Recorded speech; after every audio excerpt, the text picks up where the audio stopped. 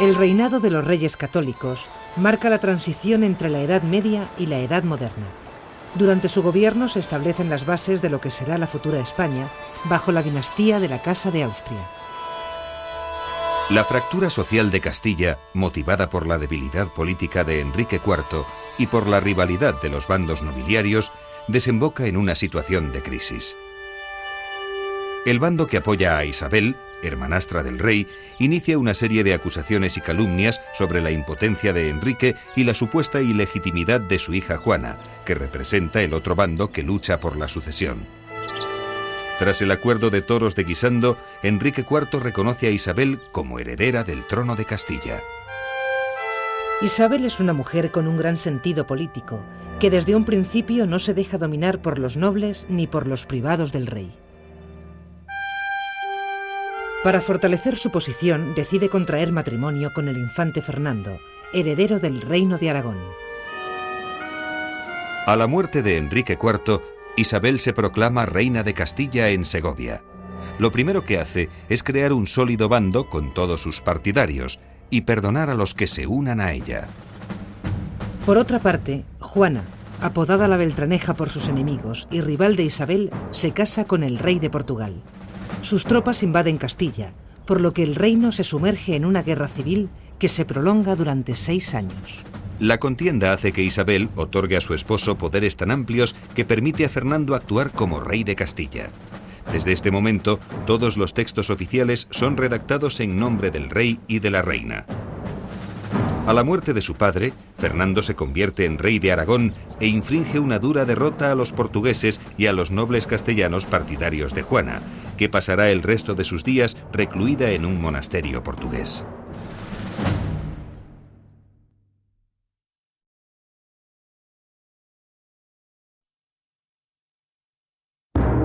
Tras la victoria militar, Isabel y Fernando tienen por delante la difícil tarea de reparar los graves daños provocados por la guerra.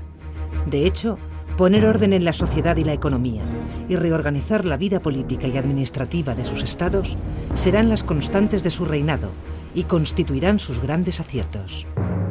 Pero la reconstrucción de la autoridad de la monarquía y la restauración del orden se hacen en el marco de una unión dinástica que es una unión personal. El matrimonio de Isabel y Fernando no supone la unificación de sus reinos, que mantienen sus propias instituciones, leyes y monedas. De ahí que ellos fuesen capaces de crear una fórmula política que probablemente ahora para lo que Europa tiene que hacer pueda servir de precedente, que consiste en dividir la soberanía en 2 planos. El plano superior, donde está la corona, donde está el poderío real absoluto, como dicen entonces, donde está la unidad económica, política, militar, etc., y el plano inferior, donde está la administración, que cada uno de los reinos está gobernando y administrando de acuerdo con lo que eran sus tradiciones. Tras la unión dinástica, el bloque formado por Castilla y Aragón aparece como la principal potencia de la península. Castilla tiene un importante potencial demográfico, unos 5 millones de habitantes frente al escaso millón de almas de Aragón. La vitalidad de la economía castellana descansa en su producción lanera y en sus importantes manufacturas textiles. Por su parte, en la Corona de Aragón, la economía de Cataluña ha sufrido una importante crisis con motivo de la guerra civil en el Principado. Sin embargo, la atonía económica de Cataluña tiene su contrapeso en el auge del Reino de Valencia, cuya capital experimenta un poderoso impulso comercial. Isabel y Fernando crean una simbología institucional alrededor de la cual gira toda una corte itinerante. Es una intensa campaña de propaganda gracias a la cual consiguen crear una sólida imagen unitaria. Para ello se valen de la heráldica, los lemas, las artes y los cronistas. La evolución de las armerías en la Casa Real se mantiene con una trayectoria bastante igual desde la unión de los reinos de Castilla y León, que se utilizaba el cuartelado poniendo en el primer cuartel el castillo, en el segundo el león y luego en el tercero se volvía a repetir el león y luego en el último se ponía el castillo. Al desposarse Isabel con Fernando, el escudo se vuelve a cuartelar para incluir las armas de Aragón y Sicilia. Con la conquista del reino granadino, ambos reyes deciden añadir una granada en la punta del escudo. Como ornamentos del nuevo escudo, Isabel decide incluir la corona real, que en este momento es abierta, el águila con una sola cabeza, el yugo y las flechas, y la frase «tanto monta», expresión que viene a decir que la importancia de Castilla y León, y Aragón y Sicilia, es la misma. La figura de Fernando pasa a la historia como la de un hombre de su tiempo, capaz de encarnar el ideal de soberano renacentista por combinar fuerza y diplomacia, energía y persuasión. Tenemos en nuestro tiempo a Fernando de Aragón, que se le puede llamar casi príncipe nuevo, porque de rey débil que era, guiado por la astucia y la fortuna, se convirtió en el primer rey de la cristiandad. Por su parte, Isabel es una mujer responsable, inteligente y conocedora de los resortes de la política. Una mujer de gesto serio, casi adusto, en armonía con la afirmación de los contemporáneos de que rara vez reía. Profundamente enamorada de su marido, se siente muy dolida por sus veleidades sentimentales. No nos engañemos, no pensemos en una historia romántica. Para ella, Fernando es el deber. Para ella, Fernando es el marido que Dios le ha puesto, el marido más conveniente, el que estaba un poco dentro de la línea, y entonces hace de su vida todo un deber de fidelidad de mujer y de amor al marido.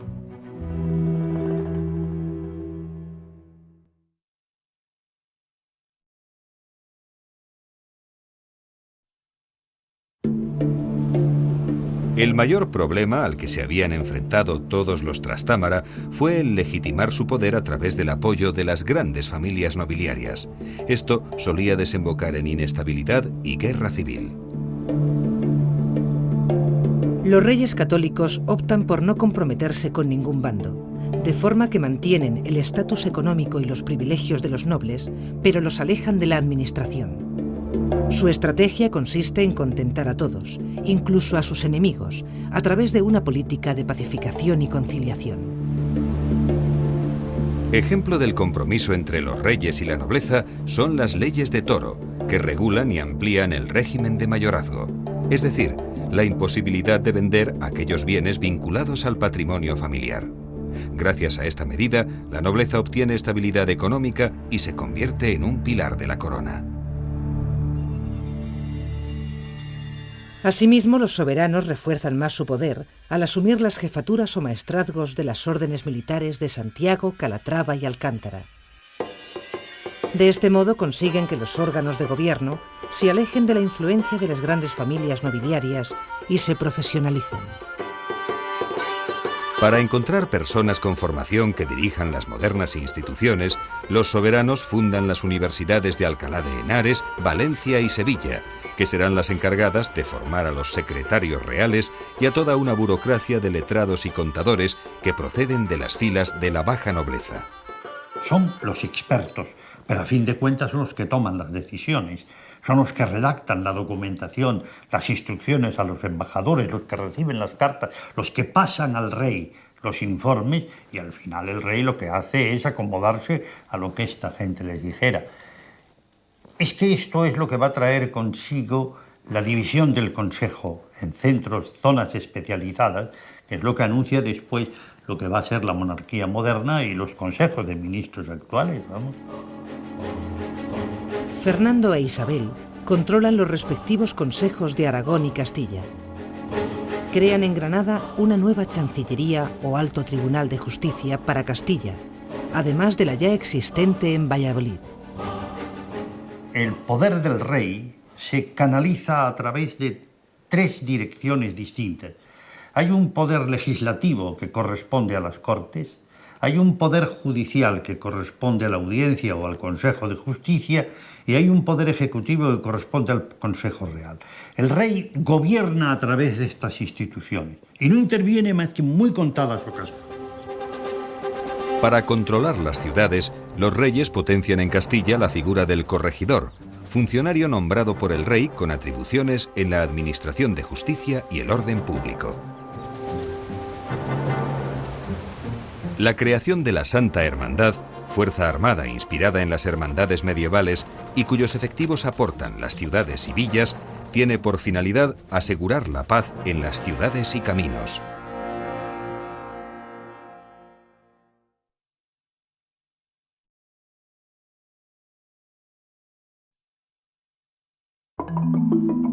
A mediados del siglo XV, Juan de Gutenberg realiza los primeros experimentos en Alemania con una máquina de caracteres móviles que enseguida se conocerá como imprenta. La repercusión de este invento es fundamental.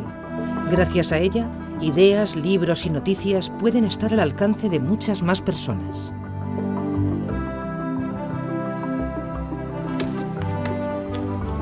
El proceso de impresión y confección tradicional del libro comienza por la composición manual.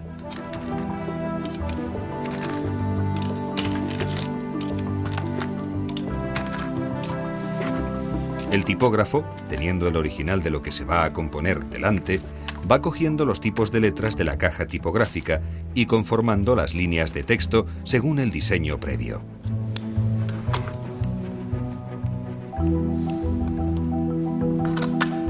Luego se juntan las líneas en la galera, conformando la página, y se ata toda la forma tipográfica.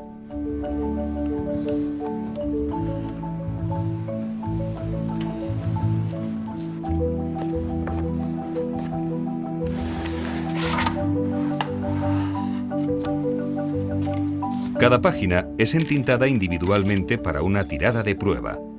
Es aquí donde se detectan y corrigen los posibles fallos de composición y las erratas. Posteriormente, se encuadra dentro de la rama tipográfica, es decir, dentro de todas aquellas páginas que van a ser impresas en una misma cara del pliego y a un determinado color.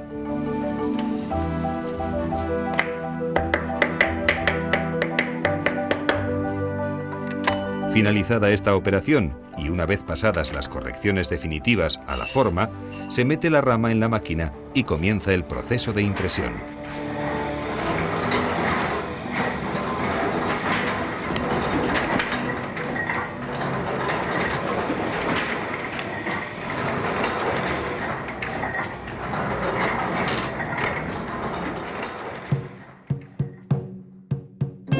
El auge de la imprenta y la hegemonía castellana sobre los demás reinos provocan que en estos años se vaya extendiendo el uso del castellano. Isabel y Fernando reúnen en torno a la corte un gran número de humanistas italianos y españoles, como Antonio de Nebrija, que escribe la primera gramática de la lengua castellana. Ya estamos en una nueva etapa que tiene como varias dimensiones. Tiene una dimensión, lógicamente, que es de literatura caballeresca, en la época de la Amadís de Gaula. Tiene una dimensión profundamente religiosa.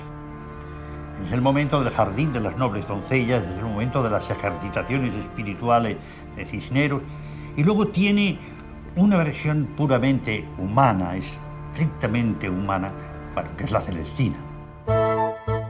Perdidamente enamorado de Melibea, Calisto solicita la ayuda de una vieja alcahueta, la Celestina, para que con sus malas artes ablande el corazón de su amada.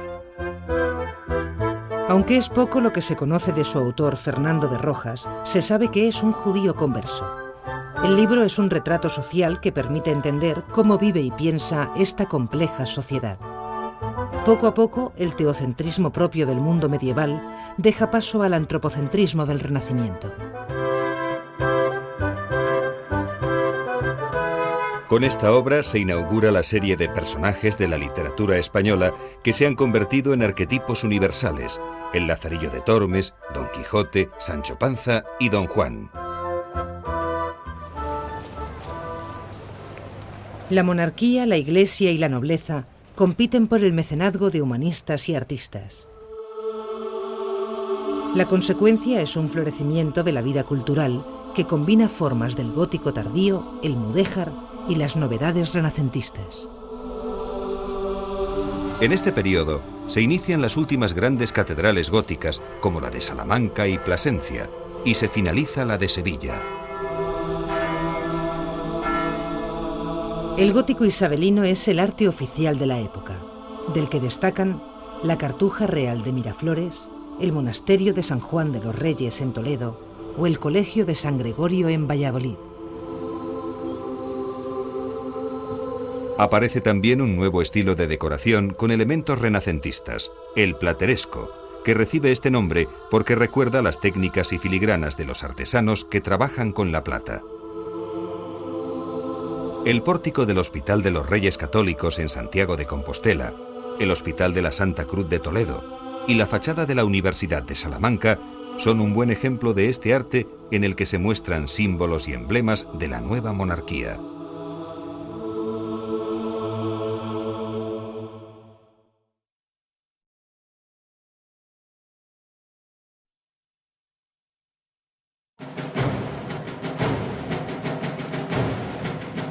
La política exterior de la monarquía de los Reyes Católicos viene definida por los intereses de las dos coronas.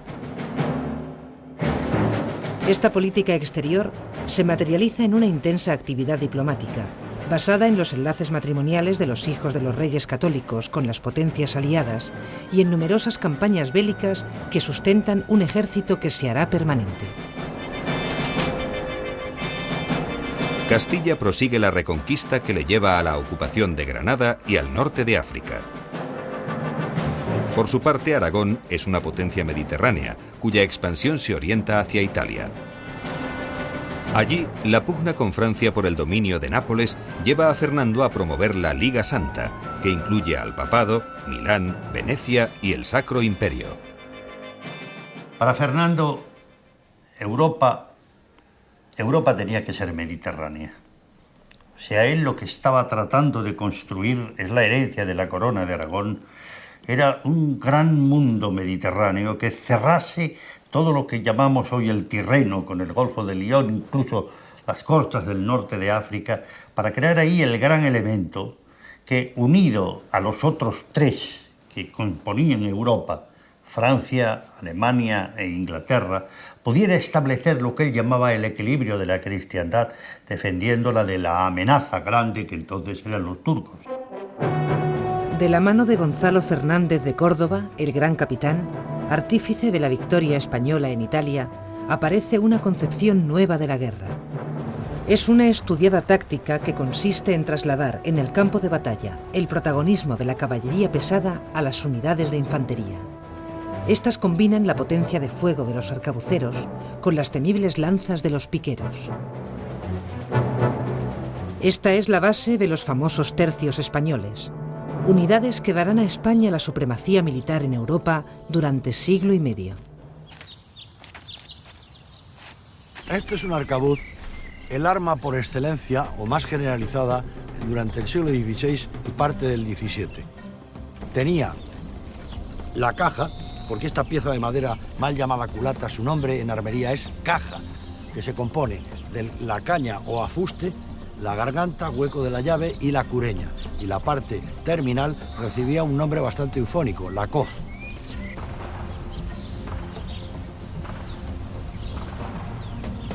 Para cargar el arcabuz se vierte la pólvora en el cañón. Luego se introduce la bala, que se afirma con varios golpes de baqueta.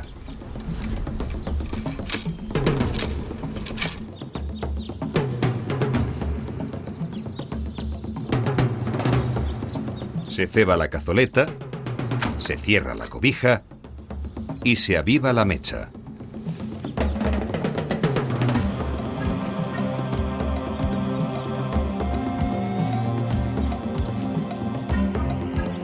Ya solo queda apuntar y disparar. Con este sistema se lograban hacer hasta 3 tiros por minuto.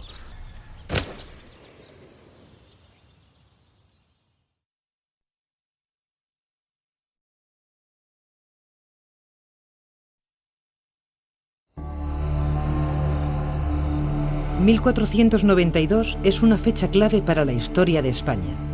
En este año se suceden 3 hechos decisivos: el fin de la Guerra de Granada, que supone la culminación de la Reconquista, la expulsión de los judíos de España y el descubrimiento de América. En tiempos de los Reyes Católicos, el territorio del Islam peninsular se reduce al Reino de Granada, gobernado por la dinastía nazarí.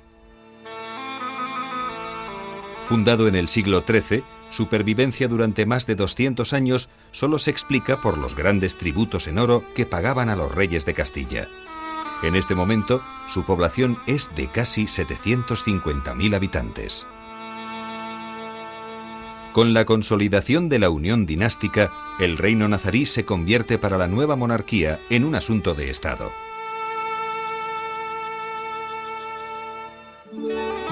Es una larga guerra de asedios en la que las tropas de los reyes católicos hostigan al reino granadino.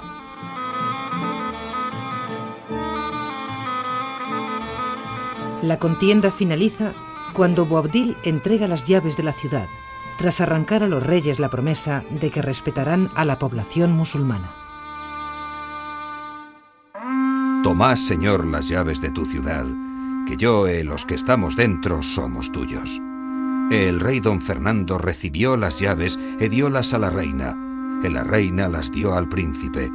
El príncipe las dio al conde de Tendilla, el cual, con otros muchos caballeros, envió entrar en el Alhambra y se apoderar de ella. La memoria del reino granadino permanece en la península en el bello Palacio de la Alhambra, la obra maestra de la arquitectura nazarí. Su nombre proviene de la expresión al-Hambra, la roja, debido al color de sus muros hechos con arcilla. Una impresionante muestra de todo el refinamiento, riqueza y delicadeza del arte y de la arquitectura islámica. El recuerdo vivo de los casi 8 siglos de presencia musulmana en la península. Hablan las aguas y lloran, bajo las adelfas blancas, bajo las adelfas rosas. Lloran las aguas y cantan por el arrayán en flor, sobre las aguas opacas. Locura de canto y llanto, de las almas, de las lágrimas. Pero Isabel y Fernando sueñan con una España sin mezquitas y sin sinagogas. Es este un momento de gran exaltación de la fe católica y de la unidad de la nueva monarquía. La construcción de un Estado sobre un solo credo religioso anima un fuerte sentimiento de intolerancia que culmina en este mismo año con la expulsión de los judíos de los dominios de los reyes católicos. De la noche a la mañana, miles de judíos se ven obligados a convertirse al cristianismo o abandonar el reino. Todo esto se celebra en Europa con grandes fiestas. La Universidad de París se reúne en un claustro para felicitar a los reyes por estas medidas que ya era hora que tomasen, que había tomado toda Europa y eran los últimos, etc. Y entonces el Papa lo que quiere es manifestar que esto es algo muy importante para la cristiandad y les otorga oficialmente el título de Reyes Católicos con carácter hereditario. Lo ha utilizado el rey de España hasta 1931. Aunque Isabel mantiene un gran protagonismo en las cuestiones religiosas, ambos monarcas entienden que la unidad religiosa es inseparable de la unidad política, por lo que diseñan un modelo de Estado confesional. Para lograr esta unidad religiosa, adoptan diversas medidas como la creación del Consejo de la Suprema y General Inquisición, la expulsión de los judíos y la conversión forzosa de los musulmanes que habitan sus reinos. Los musulmanes convertidos, llamados moriscos, protagonizarán diversas revueltas y serán expulsados de España en el siglo XVII. La Inquisición española surge en un contexto de desconfianza sobre la autenticidad del sentir religioso de los judíos convertidos al cristianismo, los conversos. Desde este momento, la Inquisición deja de ser un instrumento meramente eclesiástico, que no llegaba más allá de decir efectivamente aquí hay un delito de herética pravedad y vamos a ver cómo lo corrigen ustedes, a convertirse también en un instrumento del Estado. Eso fue uno de los mayores errores que pudieron cometerse, porque naturalmente alteraba la función esencial de la Iglesia, instrumento de reconciliación, para mezclarla en lo que era un instrumento de represión. Con el nombramiento de Tomás de Torquemada como Inquisidor General para Castilla y Aragón, el Santo Oficio, como también se conoce a la Inquisición, queda establecido en las dos coronas. El funcionamiento de los tribunales del Santo Oficio comienza con las denuncias secretas a las que siguen la detención del acusado, la confiscación de sus bienes, un juicio a puerta cerrada y la sentencia. Las condenas son leídas en un solemne acto conocido como auto de fe. Las penas más graves son los azotes, la condena perpetua, el servicio forzado en galeras y, en último caso, la entrega del reo a la justicia civil para su ejecución en la hoguera. Por otro lado, el futuro cardenal Cisneros, siendo confesor de la reina, emprende una serie de reformas de las órdenes franciscanas y benedictinas, persiguiendo los abusos e imponiendo una vuelta al rigor en el celo religioso. También en 1492, Cristóbal Colón, con el apoyo de los reyes católicos, descubre América. Sin duda, uno de los acontecimientos más importantes de la historia universal.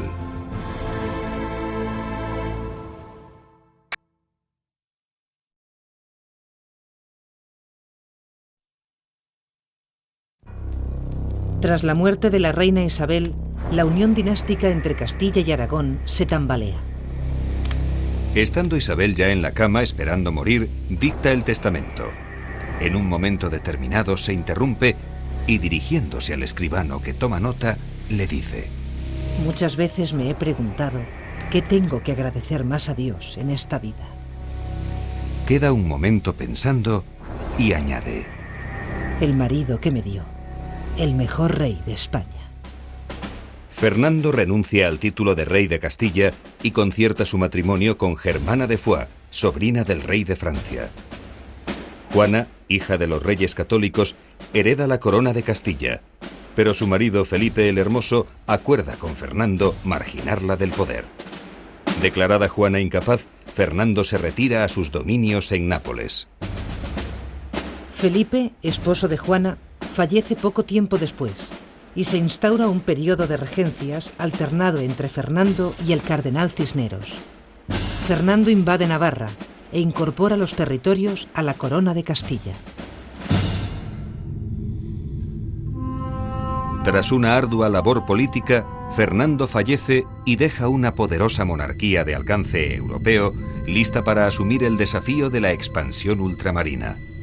El heredero, su nieto Carlos, será el primero de una nueva dinastía, la Casa de Austria.